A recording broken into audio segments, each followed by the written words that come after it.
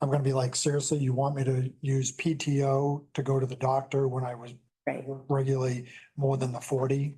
Yep. And that's why if you're not going to have them, if you're going to have them exempt, you should just kind of change the policies on how they earn things because it's kind of written that they earn it a certain, Based on the hours. based on the hour, based on the amount of hours they work.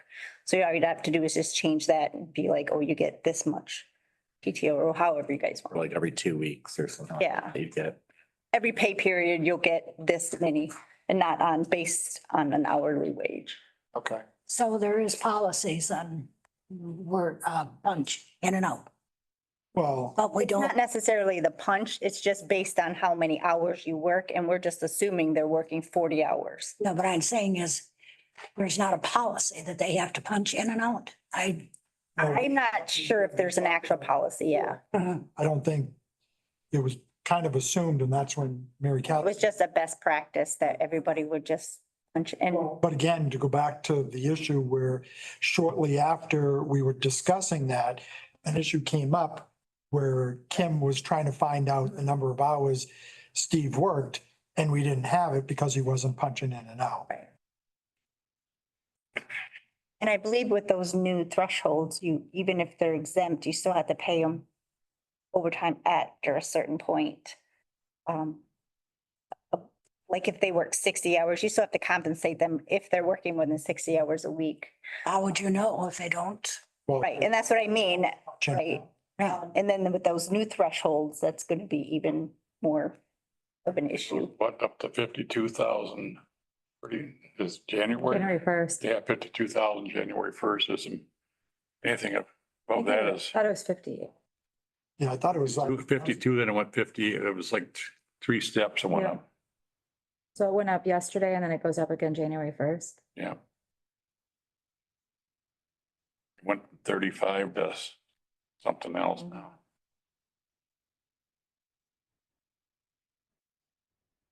And I talking, I go I just don't think you have any 100,000. protection, the next, not that any of years. us do that, but like I if just- someone comes back and I says, mean, I I know worked it, I just 60 hours thought last, back. week. Now you need this much overtime. There's no record. So, and I'm thinking like IT should be easy to try. And again, we go back to that whole thing where get it on your phone because it's You can do easy to check in and check out, clock in and clock out. But how many of those people probably that we're talking about are actually working like 60 hours? Or Probably above not. the. probably not. Yeah.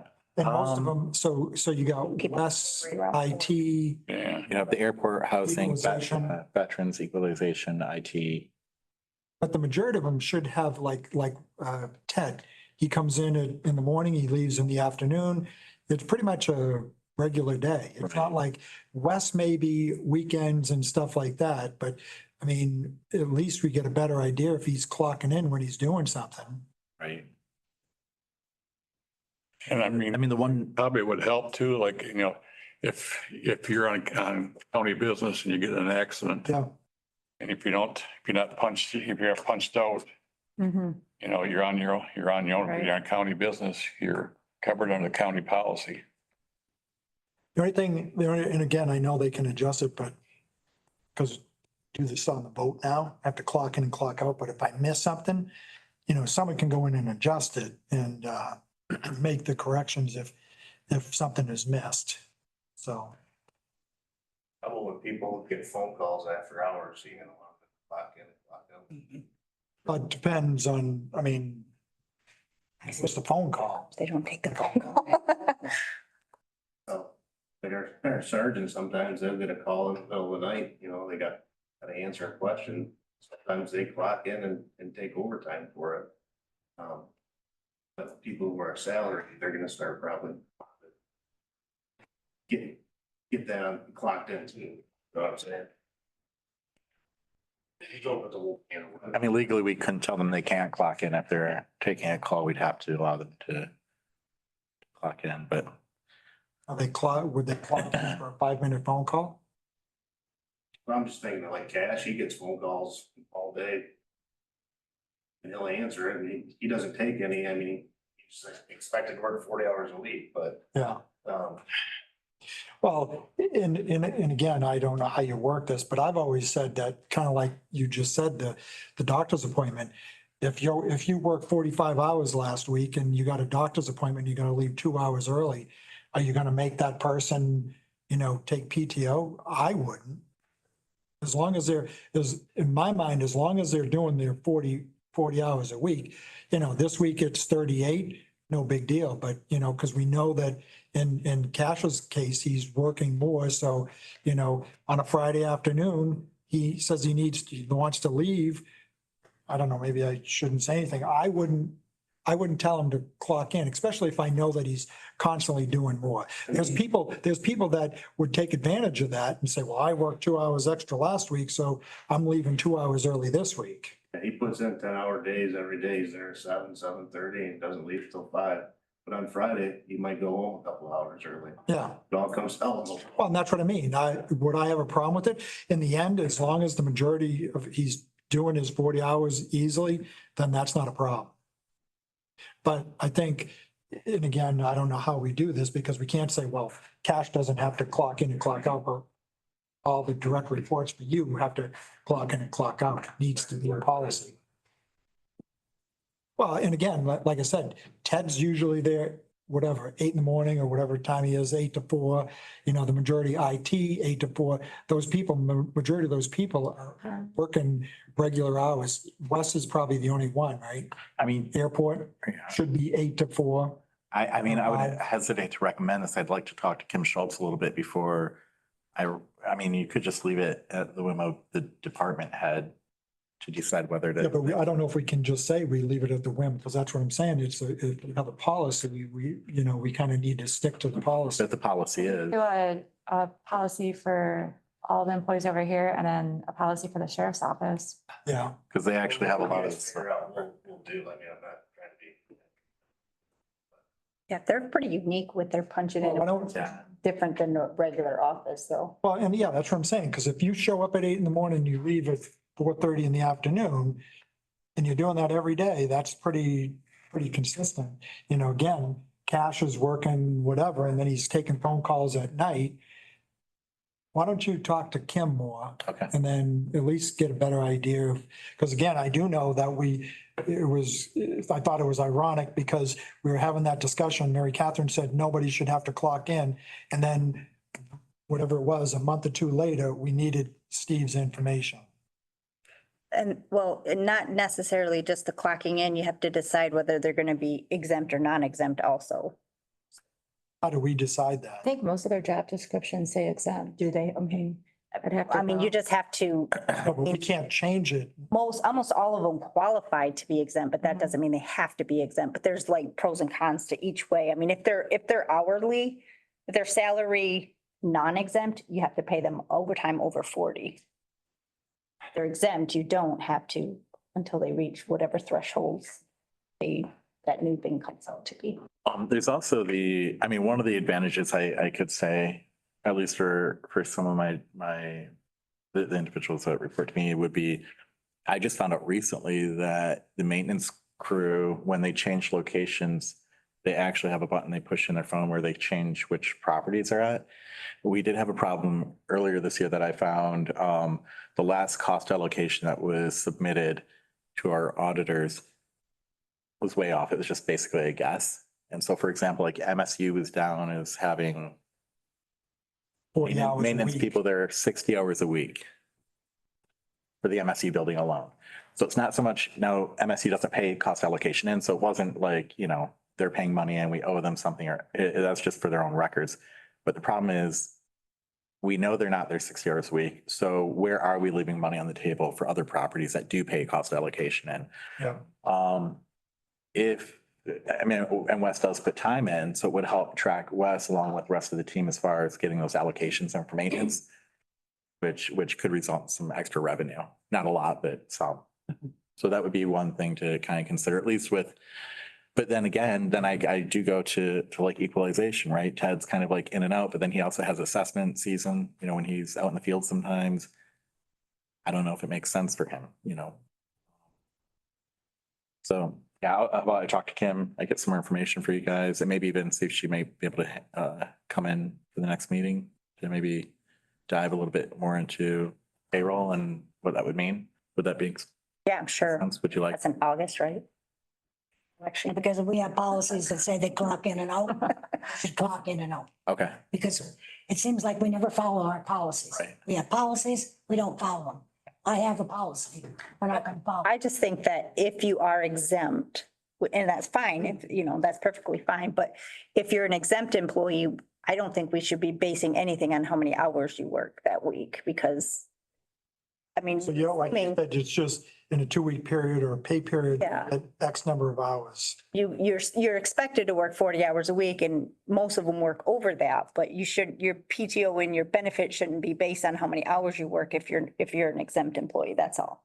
So you could I don't- say in a pay period, you get 8 hours. However many hours of PTO, yeah, Yeah. a pay period. You could actually put credits in, so you could just, like cash, I could go in there and say, this week, 40 hours credit, and then the next week, 40 hours credit comes out to 80 hours. You could do it that way too, that kind of tracking that you're looking for. I think we also have to think about like the liability side of it too. If a salaried employee goes to lunch and gets in an accident or something, does that fall under workman's comp? Are they on the clock? If they're punched out, If they're not clocking in and out? Yeah, we're punch not in and doing it out, right now. we're on the clock. Jennifer, can you maybe use the example that you shared with me specifically? I think that might help. Was it Steve who was in the car accident? And then there was no Yeah. way for us to tell. Yeah, That's what I was talking about. Oh, okay. yeah, that's what they were discussing. He was filing a claim with his auto insurance for something that happened over the weekend, but he ended up missing work. And the car insurance company wanted records of his time cards, but we had no time cards to give him to show that he was actually working 40 hours a week. Yeah. And so I don't know if he was doing some kind of litigation or what, but it was hard to support it. Well, either way, if the policy says like we'll clock in and out, they should clock in and out. Right. Well, I The think, policies find out, it says they have to clock in and out. If we don't want them to, then find out how we could change that policy Okay, to meet our needs, okay, period. all right. That work? Yeah. To go over the policy, Mhm. yeah. Okay, pre-employment drug screening.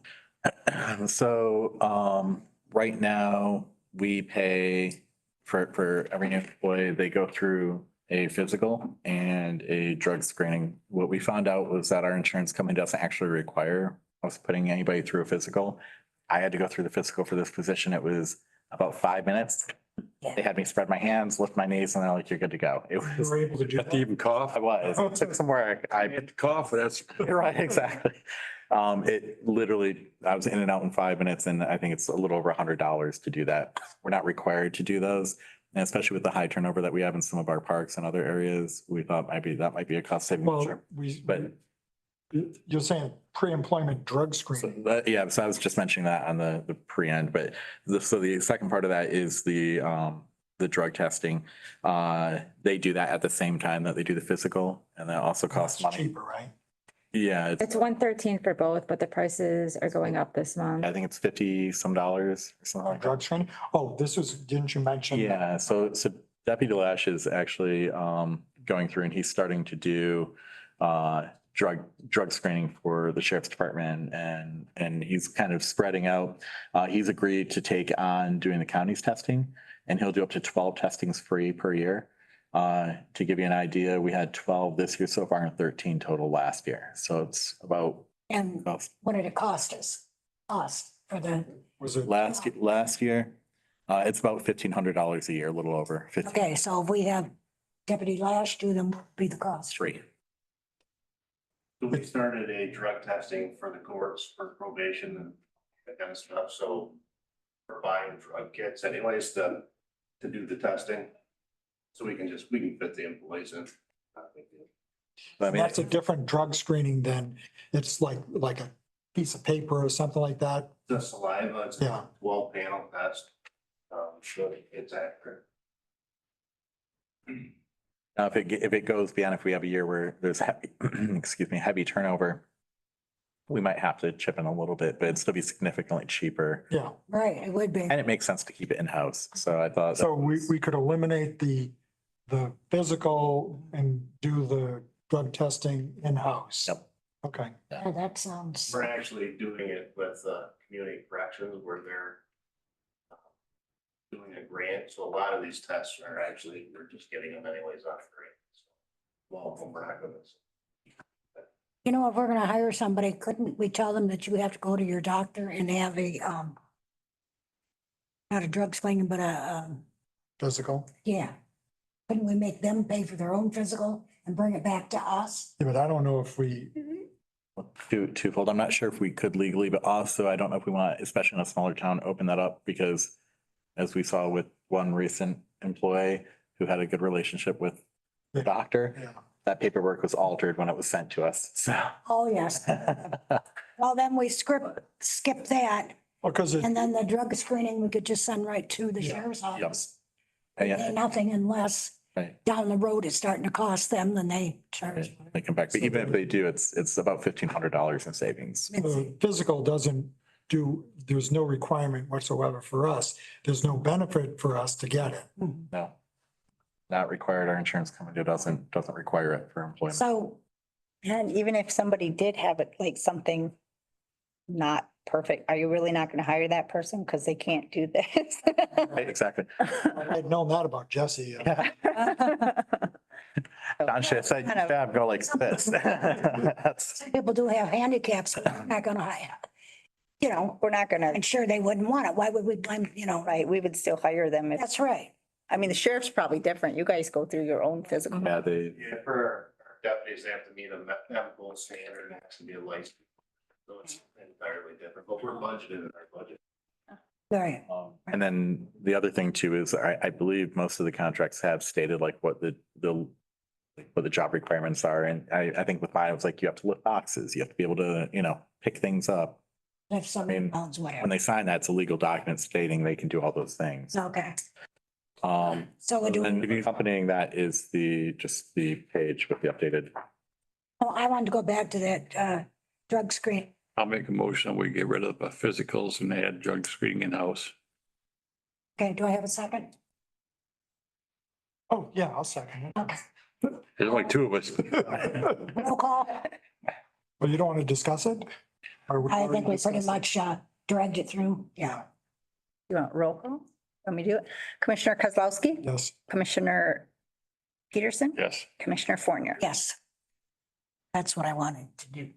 Yes. Now we can move on to employee handbook. So this just reflects the change that you just put into place. So it just allows for that. Y'all have a copy of that. So it's just that one page. Page. Well, that's what, so this is just what we did. Yeah. Okay. That is volunteer, applicants will be required to voluntarily Right, that. submit. So they don't have to or they don't want to. Means we can't hold them down. Volunteer. We can't like handcuff them in. So what would happen if someone says, yeah, because, well, we, just in those interviews recently, we had a sidebar discussion that, these people say, yeah, sure, I'll take a drug screen, but then when it comes time to do it, would they do it? And what if they don't do it? Say, I decided I didn't want to. Do we have, is there anything? So let's just say, because you were there, you're asking the applicants, would you have you asked it, would you have a problem doing a drug screening? And then we had that discussion later where we didn't think one of them or two of them might be able to pass. So if we're saying voluntarily, and they come in and they're like, yeah, I don't feel like doing it. I mean, are we required? Can we force them to do it? Or It does say that, I'm sorry. It does say they are required to. Yeah. required to voluntarily? They are required to voluntarily. Like we can't hold them against their will. So how does that work? So you're required to voluntarily. Well, So- yeah, so I mean, like, for example, she might call me and say, Jesse, you have to go down and do a drug test today, till 3 PM. I have to go down and do it. What If she I say can't it do is, doesn't work for me she can't until- send the sheriff to me and say, we're taking you under. So you arrest." say, so if you say that, so like, it's not gonna work for me today, but if you come back in 30 days, I'll be able to do it. No, because it says required to submit upon our request, so. I just, And this also just, also to clarify, I'm sorry, it does make that change, but it also just, I think it isn't the one that clarifies that we can do it outside of the initial hiring, right?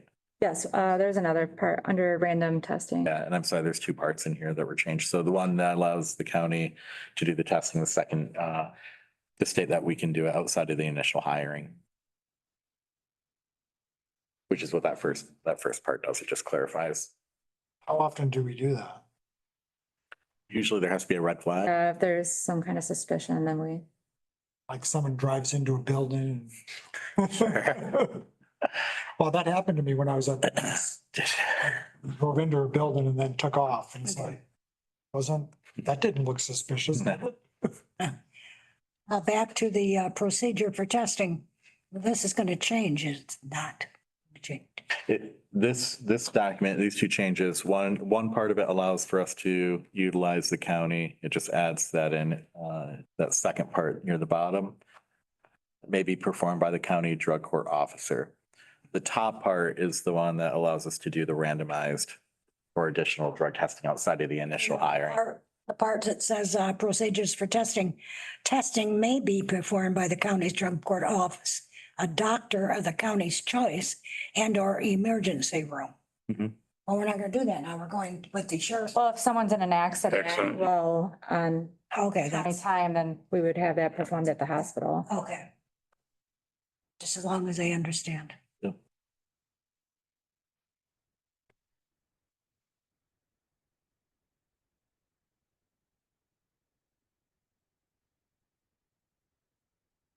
And this is the new part that you want us to adopt on the handbook. Mhm. Yep, and it just clarifies those two things. Yeah. That's for randomized testing and adds in the court officer. So which we've already. You allowed the action, you allow the screening to forego the physical and to allow the county, how do we work? A county's drug court officer to perform the tests. Now we just need to change the policy in the books. You need permission to do that now, to reflect the change that you just made. Okay, so, I'll make the motion to. okay, we have a motion, Corrections. Or have support. Discussion? Okay. Roll call, please. Commissioner Peterson? yes, Commissioner Kozlowski? Yes, Commissioner Fournier? Yes. Okay, he passed. Other discussion? Hearing no other discussion, go down to employee separations. We had one resignation over in the home improvement. We have a new hire starting on July 15th, and home improvement. the Nikki's office. So we have the resignation and we already got it hired. Yep. She gave us plenty of notice that she was moving. Who's moving? Priza, Who? Priza. Oh. And then the two Sunken Lake co-managers resigned. We have two co-managers that are accepted a conditional offer and should be starting here shortly. One termination in the corrections officer and one animal control. Okay. Would you say termination in what? Corrections? Corrections? Wasn't cutting. No. Okay. And the other one was animal control? Yes, Was that a volunteer, animal control? that was a resignation, yeah. Doctor worker. It wasn't, it wasn't a volunteer because they were getting paid. Okay, But as of yesterday, we had a deputy resign too.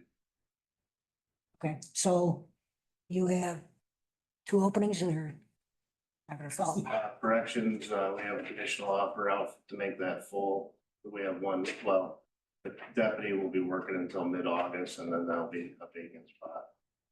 So we won't seek to fill that through budget, but corrections, we need correction staff. That's right.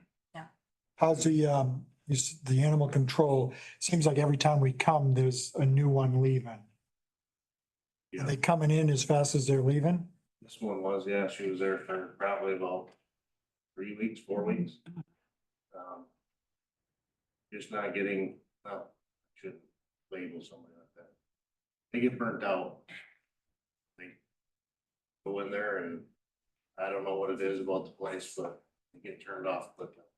So we got all these volunteers that volunteer for the shelter.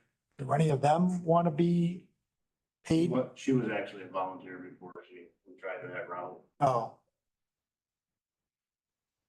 I seen on Facebook that they're doing hiring now at Animal. We're still missing one, yes.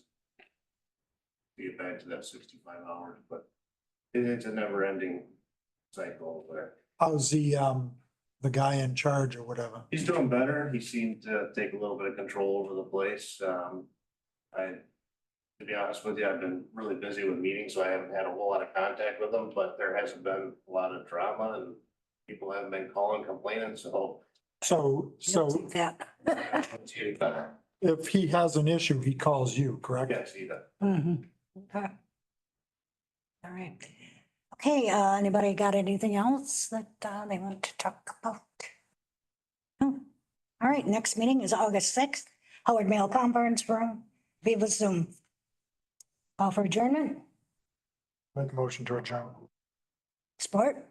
Oh, yes. I just want to, I love this job. Okay, meeting adjourns.